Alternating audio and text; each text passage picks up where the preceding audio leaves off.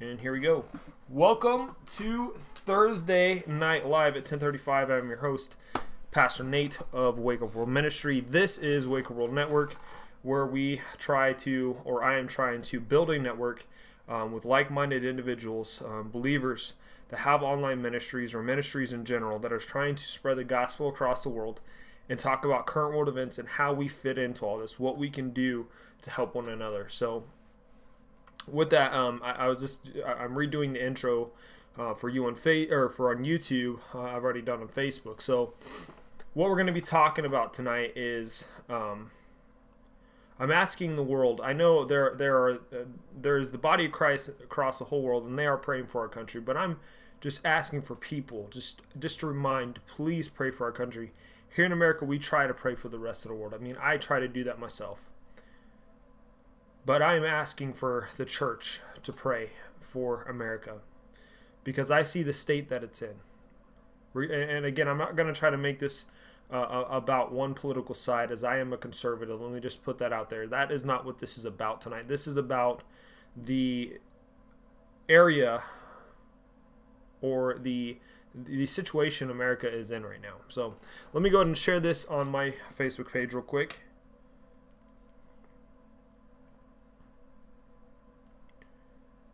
And we'll go ahead and get started here. Maybe. There it is.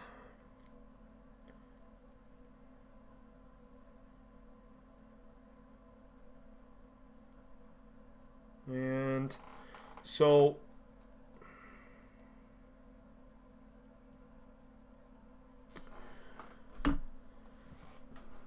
why I'm asking the world to pray for our country is because, number one, the body of Christ is not just here in America. And, growing up, just being going to a church and stuff, it's very easy to see that. Now that I've been involved in ministry for 5 years now, online, locally in my church that I serve in, it's about more than that. It's about the body of Christ. And we're across the whole world. We're everywhere. We're in every crack and crevice. But I'm asking the body of Christ to pray for our country because I see the state that it's in. I see the possibility of, the question I have to ask people, and it just kind of seems like as soon as Trump, and look, I voted for him. I've talked about this a few times, but I want to talk about it again. It seems like now that Trump's in office, the whole Jesus is coming back is just kind of just stopped. Technically, as soon as he ascended, the clock started ticking. But I still believe that we're in those final hours. I do. I fully do. So my message to the churches is we cannot become complacent. We cannot become lazy. We have got to push harder. We have got to try harder. We have got to remember what our mission is. We got to find a way and stop complicating what is so simple. And do what God has called us to do. I mean, last night for the prayer segment of this network, this show that I do, and again, I don't want my voice just to be on here. I don't want my face just to be on here. That is not the vision that God has given me. But I talked about just a few individuals in Iraq that were in a camp of 6,000 Muslims. And they were strong followers of the Lord. All they needed was a tent next to them. They had crosses drawn on the walls, and they had the Bible. That's it. They led 4 people to Christ in 2 years. 4 people that are genuine in their faith, that are taking beatings. It's just it gets back to my point. It's just really been heavy on my heart. We have got to stop complicating what is simple. Did those individuals go to a seminary? No. Would they have the if they had the option, would they? I don't know. But I don't think they're going to wait. I don't think they're going to stop doing what God's called them to do. Absolutely not.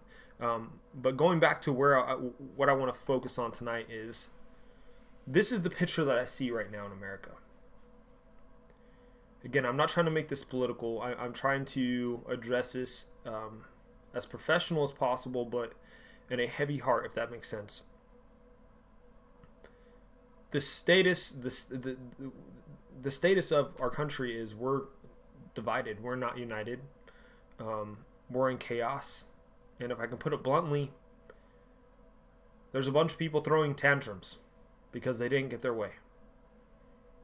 And because of that choice, and look, I'm not saying that you don't have the right to protest. You do. Absolutely. It is your constitutional right. But what is going on is not protesting. It's just a tantrum. It's throwing a fit. It's stopping traffic. It's putting people's lives in fears to where they have no other choice because literally 100 people are surrounding their vehicle and they're afraid, so they drive right through the crowd and somebody gets hurt or killed. That's what's going on. Because they didn't get their way. They didn't get who they wanted in office. Most of all because they bought a lie from the media. And the media has just been adding fuel to the fire. There's more important things going on in the world right now. There are more important things going on in this country right now that we need to focus on. But for the last 3 months, this is what we got. So my question to my fellow Americans is, when is enough going to be enough, guys? I mean, seriously. I mean, I said I'm all for protesting. I'm not for rioting. But you got to ask yourself really what your true resolve is. I talk about this often. What your true resolve is and what you do when you stop traffic. You don't even let ambulances get through when there's people that they're trying to shuttle to a hospital to get help. Or just the regular family just trying to get home from work or from daycare or going out to eat or to church or whatever it may be. And traffic is stopped, people get scared, and people get hurt. Or you take your signs, you trash the streets.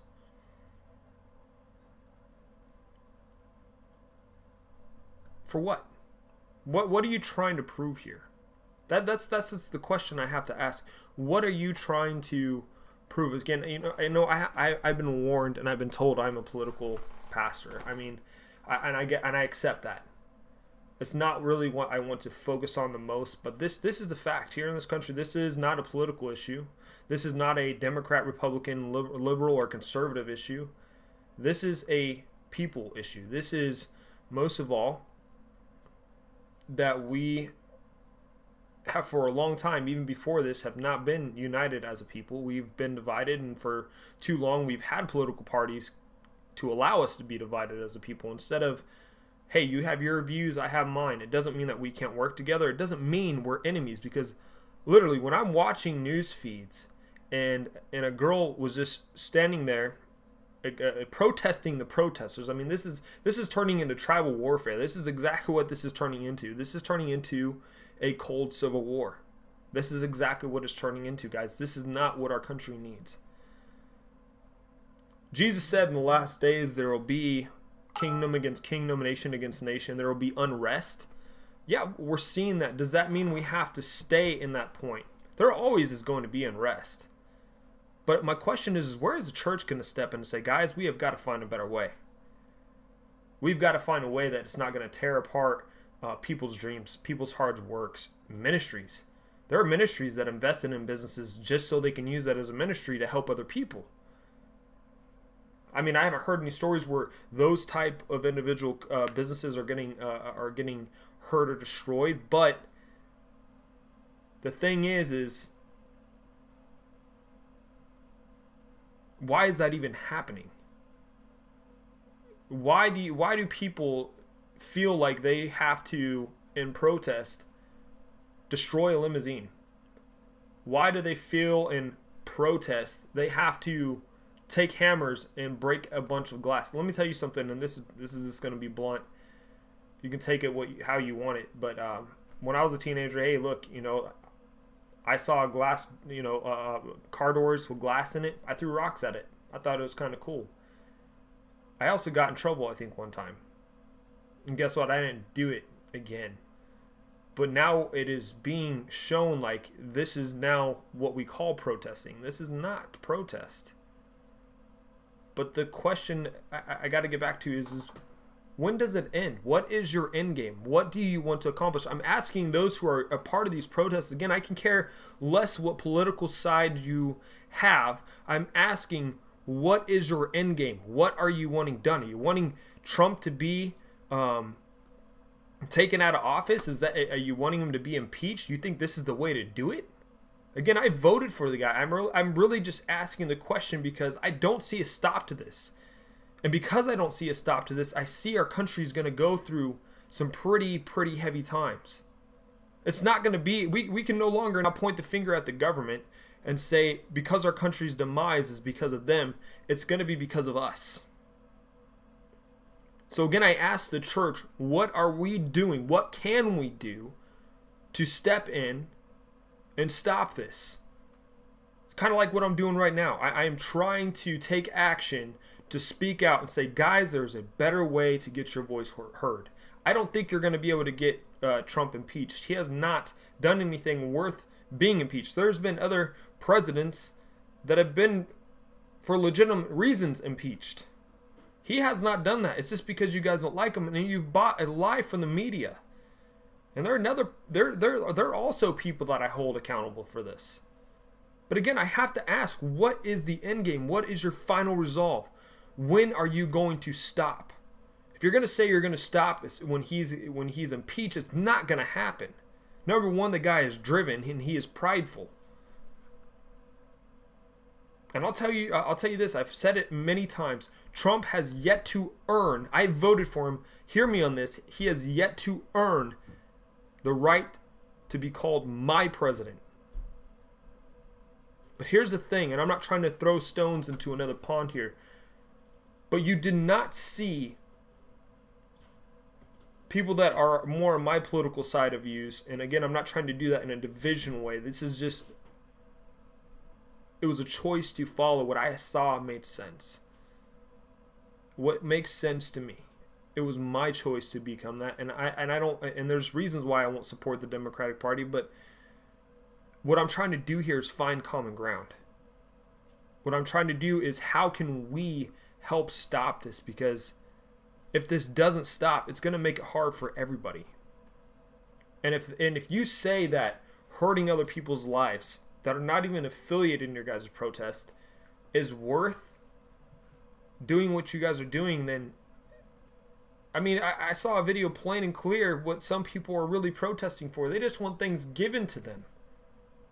They want to attack a skin color, say that they have more privilege. And I understand there are some things still messed up in this country, but this is not how you go about it. This is not how you get your point across. It's not even close.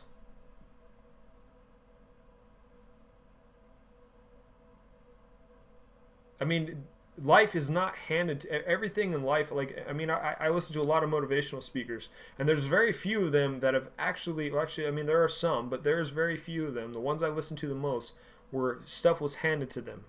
They were given the tools, they were given the opportunity, but they worked for it. If you think protesting is going to equal people of a different color, people that live in a different neighborhood, to sacrifice, give up what they've worked for just because of their skin color and give it to another, it's not going to happen. It shouldn't happen. That is not freedom. That is not good ethics. That is not good moral. So again, I want to get back to asking the church, because this is supposed to be about ministry. This is supposed to be about networking. I really want people to answer this. How can we, as believers in Jesus Christ, try to take action on this in the right ways, putting the political sides we have to the side, and try to end this before it spins out of control completely and more people get hurt? How do we do that? Number one, I know, look, Jesus is the author of peace. He is peace. And that's the best thing I can tell you tonight is Jesus. And that's what will unite us. That's what I know can unite us, is because he doesn't come for a political party. He doesn't come for a skin color. He doesn't come for a denomination. He comes for those who want to follow him and do his kingdom work. He's not a political person. He's God Almighty. He wants his people. He wants his creation to know that he loves them. Plain and simple.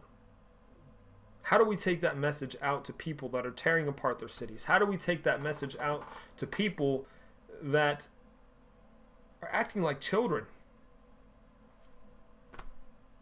How do we, I want to ask the question. I don't have the answer besides doing videos like this saying, hey, look, I don't care what political party you are.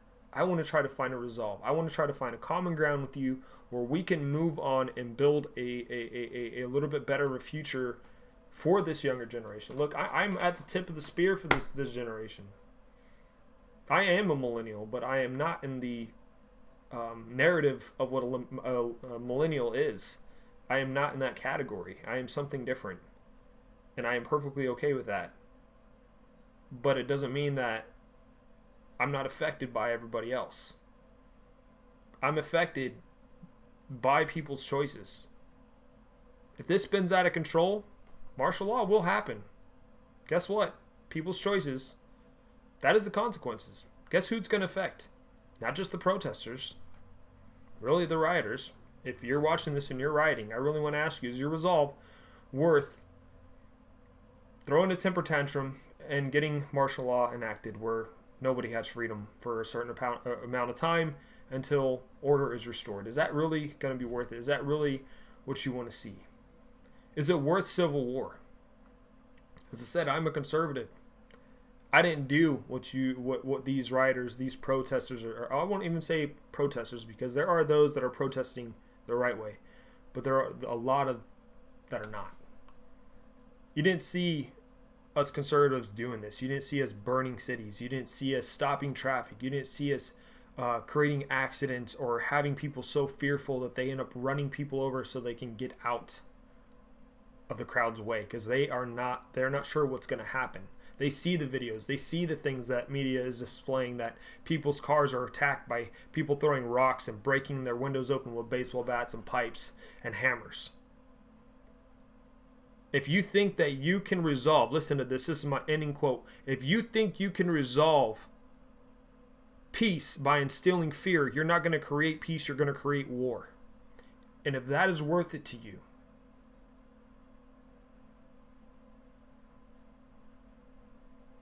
then guess what? I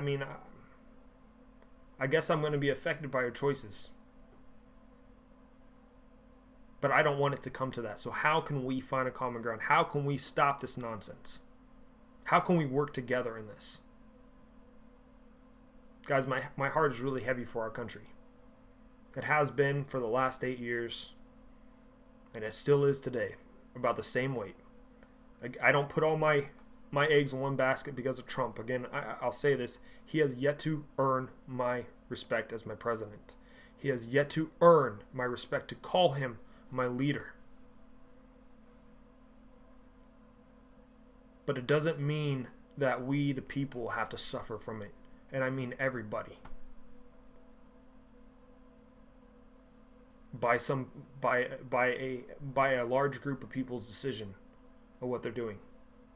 Again, if you think that you're going to get your way and you're going to create peace by instilling fear and chaos, you will not create peace. You will not achieve peace. You will achieve war. It is not worth it, guys. Church, we have got to find a way that we can stop this. God bless.